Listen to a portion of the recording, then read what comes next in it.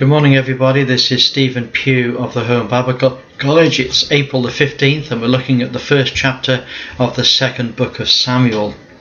Now, in the early part of Samuel we have the triumphs of David, but in this first passage we hear that David hears of the death of Saul. Let me try and abbreviate some of the story. It's quite lengthy, but a man comes out from the battle and meets David at Ziklag, and David says, "How are you?" And he says, "I'm okay." He says, "I've come from the battle and I was there when Saul died." And David says, "Well, how did it happen?"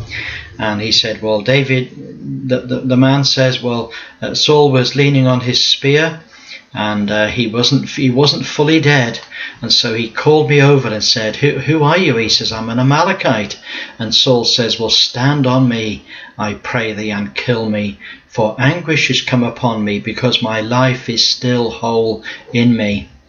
And so I stood upon him and slew him, to make sure that he was dead. And David rent his clothes, and they mourned and they wept and they fasted until the evening for Saul and for Jonathan his son and the people of the Lord, and for the people of the Lord and for the house of Israel, because they were fallen by the sword. And David said to the young man that told him, "Where have you come from?" And he said, "Well, I'm an Amalekite." And David said, "Okay." And he asked him a very simple question. He said, "Why were you not afraid to stretch out your hand against the Lord's anointed?" And of course, there was no answer. This man had no concept that this was an evil thing to do. And so David told one of his young men to kill him, to execute him. And he said, "Your blood will be upon your own head, because by your mouth you have testified against yourself, saying, I have slain the Lord's anointed." Now, in the next passage from verse 17 onwards, we have some amazing things said by David. It said, David lamented with this lamentation over Saul and over Jonathan his son. And his lamentation begins, verse 19, "The beauty of Israel is slain upon the high places. How are the mighty fallen?"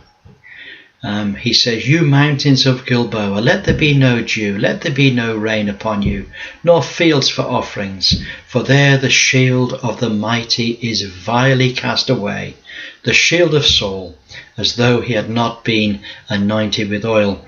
And he says in verse 23, "Saul and Jonathan were lovely and pleasant in their lives. In their death they were not divided. They were swifter than eagles. They were stronger than lions." Verse 25, "How are the mighty fallen in the midst of battle?" Verse 26, "I am distressed for thee, my brother Jonathan. Very pleasant hast thou been unto me. Thy love to me was wonderful, passing the love of women. How are the mighty fallen, and the weapons of war perished?" You see, even though Saul had chased David for a lot of his life, David loved him, even though Saul didn't love David. And David's love for his brother Jonathan was absolutely beautiful. And this was the tragedy of David's life, that he lost these two great men of God. And then it says that David inquired of the Lord, saying, "Shall I go up to any of the cities of Judah?" And the Lord says, "Yes, go." And David says, "Well, where shall I go?" And the Lord says, "Unto Hebron." So David went to Hebron, and there he lived for a while. He took with him his two wives, and he heard that the people of Jabesh Gilead had buried Saul honourably, so he sent them his blessing. "Blessed be ye of the Lord, that you have shown kindness unto your Lord, even to Saul, and have buried him." And he wishes God's blessing upon them.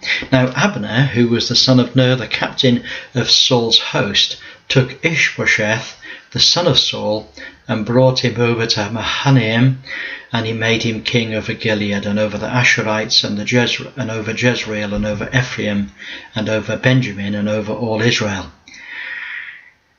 But the house of Judah followed David. The time that David was king over Hebron was 7.5 years, but Ishbosheth, he reigned for 2 years. And of course, people tend to think that the children of Israel were always united until there was the great division at the end after the life of Solomon, but that isn't true. There was war, and there was civil war and division in these early stages as well. And Abner, the son of Ner, and the sons of Ishbosheth, the sons of Saul, they went out to Mahanaim in Gibeon, and there they sat at opposite sides of a pool. And Abner said, "Let's have a fight." And so they took 12 men of Benjamin and 12 men of the servants of David, and they all went into the center to fight. And all 12 men killed each other. What a tragedy that was. And that was the beginning of a sore battle. And it was a huge battle, but Abner was beaten in battle, and the men of Israel before the servants of David. Now, we have this curious incident where Asahel was very light of foot, as swift as a wild roe, and he was pursuing after Abner, and he didn't turn to the right or left from following after Abner, and Abner quite a number of times said, "Stop chasing me, stop chasing me," and in the end Abner had to kill him with the rear of his spear, and Asahel died. And this was a great thing. And the brothers, the family of Asahel, they wanted to pursue Abner. That was Joab and Abishai, and they pursued Abner. And eventually